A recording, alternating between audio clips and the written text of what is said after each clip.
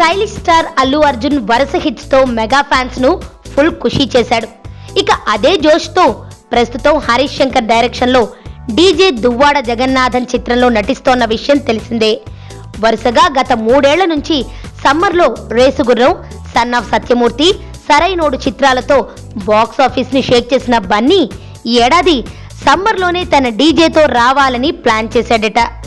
దిల్ రాజు నిర్మిస్తున్న ఈ cinema release date ను మే 19కి ఫిక్స్ చేసినట్టు తెలుస్తోంది.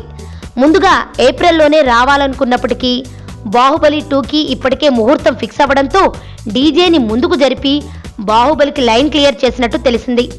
ఏప్రిల్ 28న బాహుబలి రిలీజ్ డేట్ ఫిక్స్ అయింది.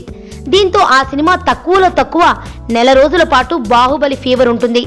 అందుకే బన్నీ డీజేను మే 19కి ఫిక్స్ చేసినట్టు తెలిసింది.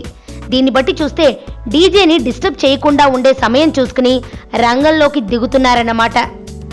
బన్నీ సరసన మొదటిసారిగా ఈ సినిమాలో రొమాన్స్ చేస్తోంది పూజా హెగ్డే. ప్రస్తుతం ఈ సినిమా షూటింగ్ రామోజీ ఫిలిం సిటీలో జరుగుతోంది.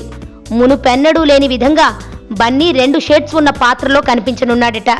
అందులో ఒకటి బ్రాహ్మణ యువకుడిగా, మరొకటి ఎనర్జెటిక్ హీరోగా.